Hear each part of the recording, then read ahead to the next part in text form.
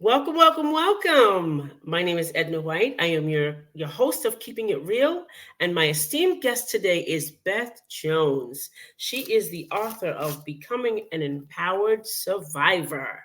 We're going to talk about this book today, and we're going to talk about healing. We're going to talk about surviving so that you can be stronger. Welcome to Keeping It Real on Purpose, Beth. Thanks, Edna. So happy to be here today. Great. I know that we were going through some tumultuous backstory stuff, before the show and Mm. all these links and everything. Yeah, this But we're happens. trying to get Tech it world. together. Yeah. Yeah. We would have never thought these times were going to happen. We never No, thought about these times. I think the most no. technical I've ever been was Skype. Remember that a long time ago? Oh my Yes, I gosh. do. Tell my age, right? Yeah. But we're here now. So we Yes. got to grasp onto it. Yeah, So absolutely do. tell us about you and what you're doing. Um, Introduce yourself to the audience Sure. here. Sure. I'm happy to.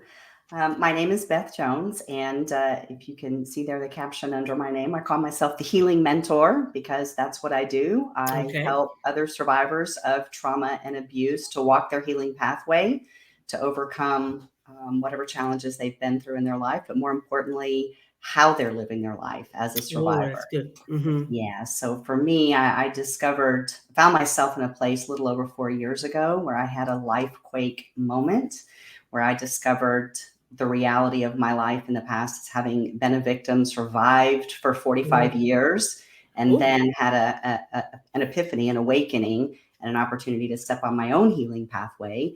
And that led me through a lot of work to heal myself. And I now use my own experiences and what I believe about the healing journey to help others. Yeah. oh, that's good. Yeah, that's good. So you needed to you needed to heal, I right? didn't know that I needed to heal. You I did, actually did not. you No, didn't. Okay. no, Wow. no.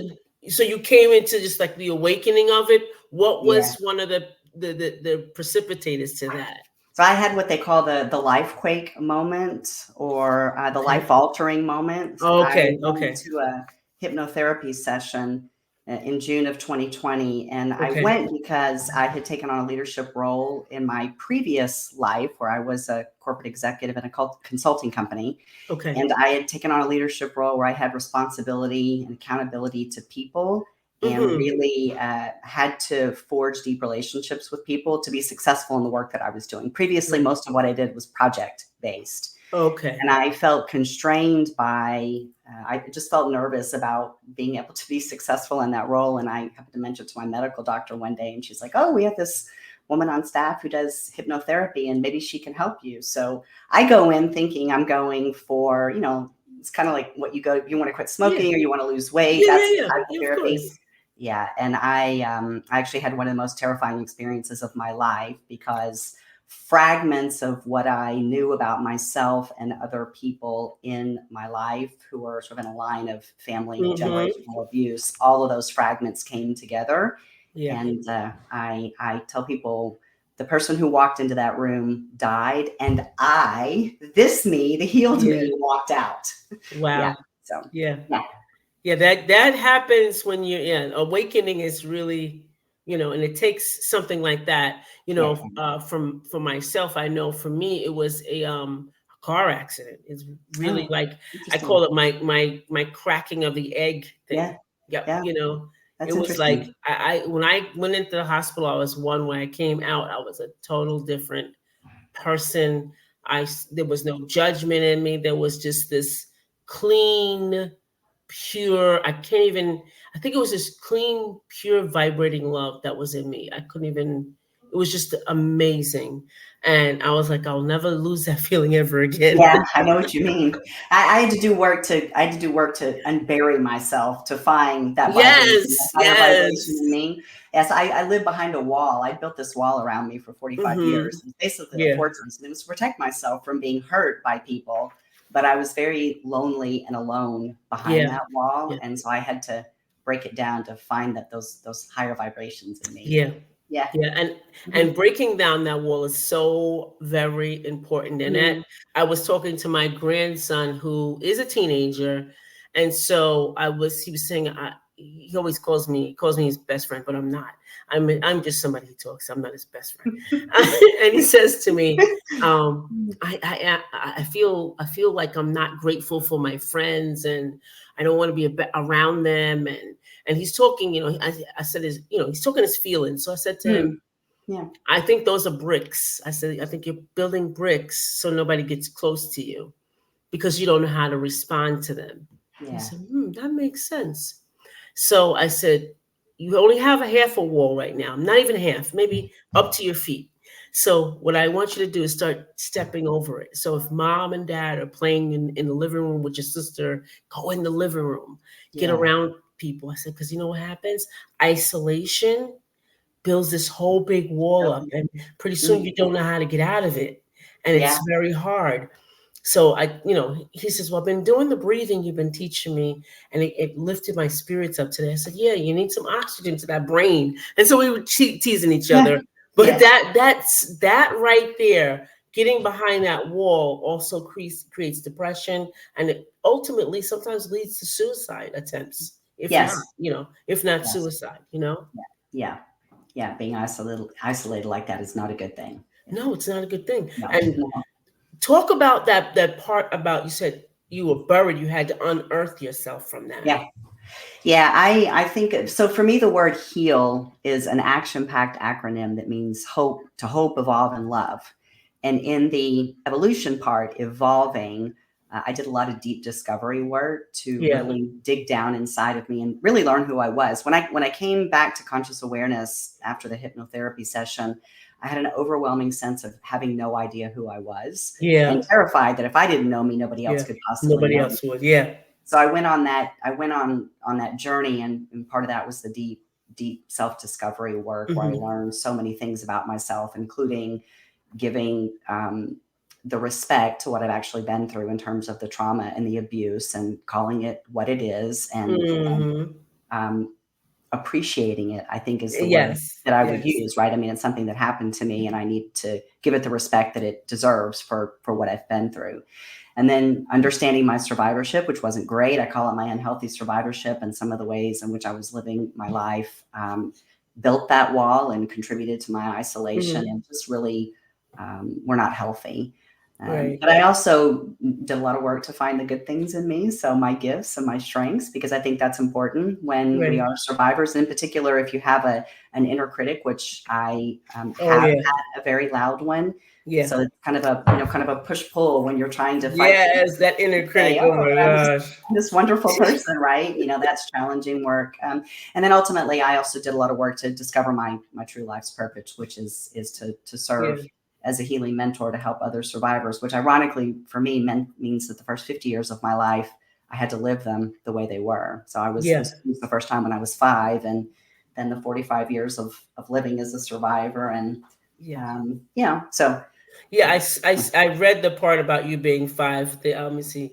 The micro and macro. my macro traumas. Yes. Yes, yes, yes. Yeah. And I Mhm. said, oh, that is good. That's good. I like those. I like those. Yeah. I never thought about using micro and macro before. I was, oh, I would like those.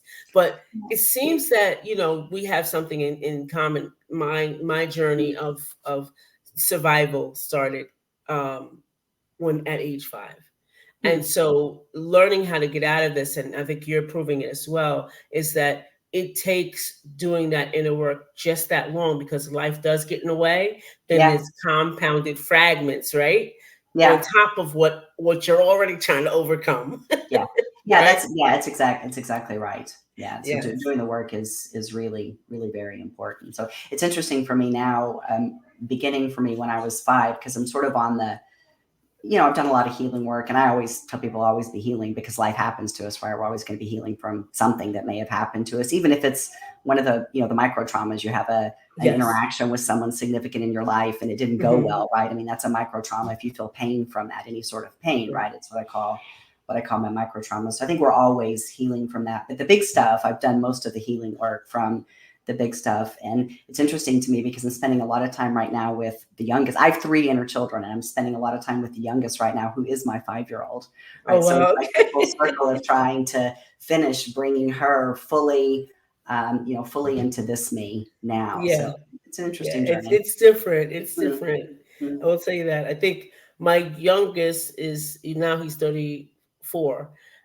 He learned at 23 about meditation because that's when Mm. I was kind of like around that area. He was like, and then he learned about. Then my grandkids now know about meditation. They know it about breathing. They know it about Yeah. those stretches to Oh, yeah. open up the hip. They know all of that stuff. So they're so aware of it. Like their mom will be doing something. Oh, mom, this is what you got to do. Tap over here. And they're like, where do you get that from? She's like, never That's mind, you're great. booba, you're booba. That's I know. great. It's Mhm. but you took Yeah.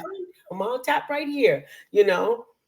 I love all of that. So I know that you break down in your book that losing optimism, and I think we don't talk about that a lot. Could Yeah. you share Sure. about that? Sure. I am naturally a very hopeful person, so I Yeah. will describe myself as the glass Hmm. is three quarters full kind of girl. Yeah. And had been through a lot in my life up to the point of the hypnotherapy, obviously, where I had had opportunities to lose Okay. hope, but had not. I had always found my way, even through the difficult things, to still remain hopeful and optimistic. But Hmm. when I came back to the conscious awareness after the hypnotherapy, I had that overwhelming sense of despair and complete hopelessness. Like I Wow. really, like immediately fell into that place when I woke up, and I'm like, I have no idea who I am. Wow. How can anyone else? I lost any sense of hope that I had ever had, Hmm. and really, I felt like I have this enormous problem, and I have no Hmm. idea how I'm going to overcome the problem. And that stayed with me for a couple of weeks, and then I found my Hmm. way, down a path about reigniting my resolve and getting my hope back, and that took time for me, but Uh-huh. it involved me um, beginning to talk to people, even though I was scared about what I was going through. And the people that I first spoke to, I didn't know how they were going to react to what I was saying Okay. to them, because they were friends. They were started out as business colleagues and had become friends. But because of my inability to connect deeply, we had never really gone very deep in talking Okay. about us individually. And we went super deep the night that I told them what I was experiencing. And so I didn't know, I didn't know Uh-huh. how they were going to react. And it was the first time I had really ever talked about it. But they were wonderful. It's also the first time that I ever recognized that I experienced unconditional love in my life, was that night, which is Wow. really wonderful.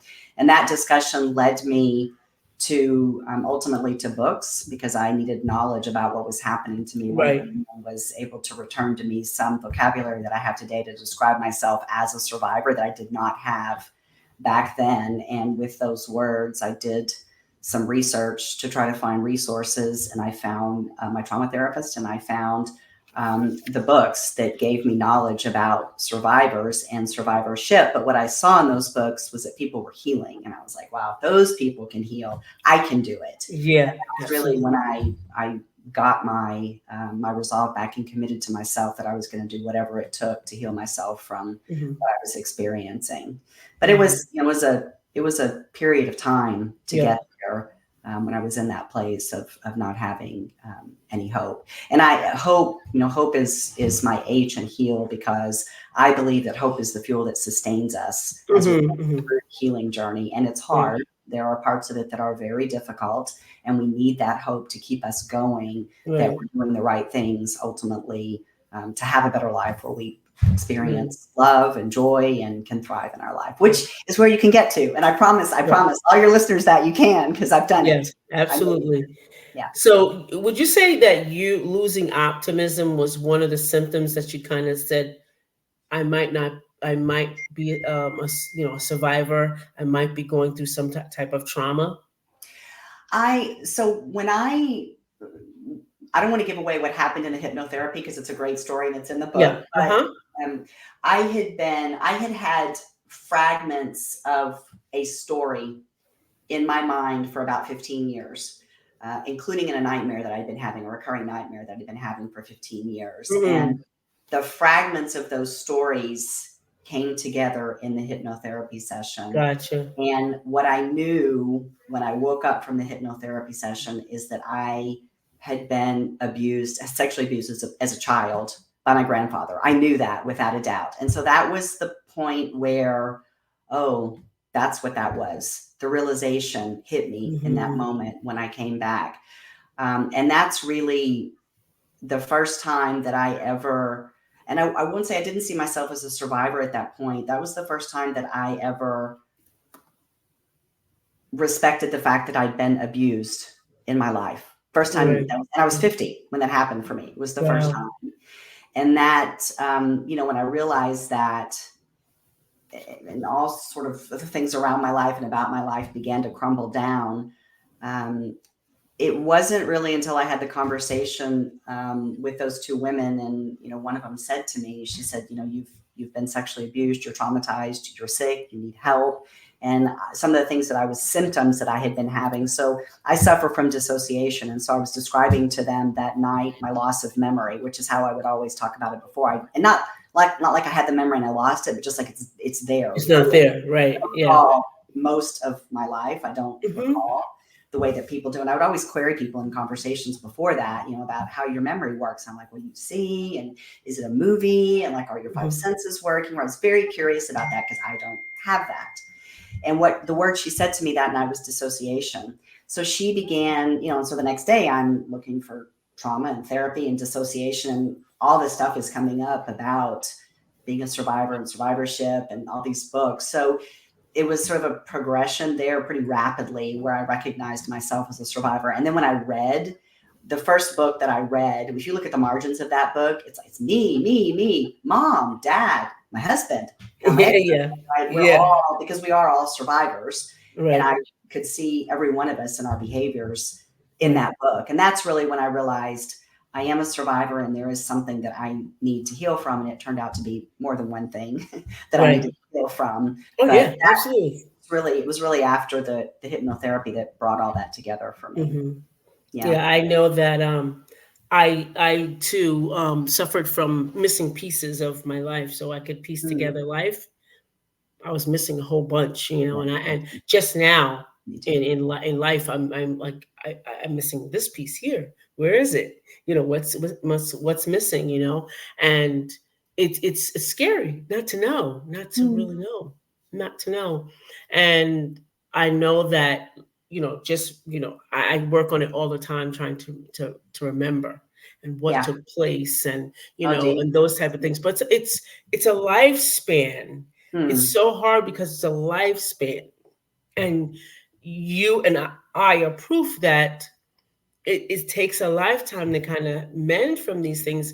And Yeah. just like you said, it's not one thing, it's the many layers of it. So Yes. it's the deceit, it's the person, you're not trusting the person anymore. It's the person that's supposed to have loved you and took care of you, made a Yes. safe space, and it didn't Yes. happen. Yes. And it's all those things, and then it's reoccurring. Now here I am, and now it's happening again and again and again. How do you start to take off that? And I Yeah. remember as a child, when I was being abused, I would disassociate. I would go somewhere else. I would go, I don't know, I would literally go out of where I was, body and everything, and just be gone, and just be gone in my mind. And then once I would open my eyes, then I realized it was over. I'd get up, and it was like I'd start wherever I ended. Like, so whatever I was doing, it was like, okay, go back to that. Like I didn't miss a beat. And I think that was part of my disassociation. I would take my mind, would go somewhere, and it was a protective, a protective, Sure. Yeah, it is. It is. it's Yeah. something that protects you. So yeah, And and it's interesting because it's I had no awareness that that is what I was doing until I got into trauma therapy right. recently. Okay. Okay. And I now know it's my default mechanism, but Yeah. I actually think what was happening for me is that I just stopped recording.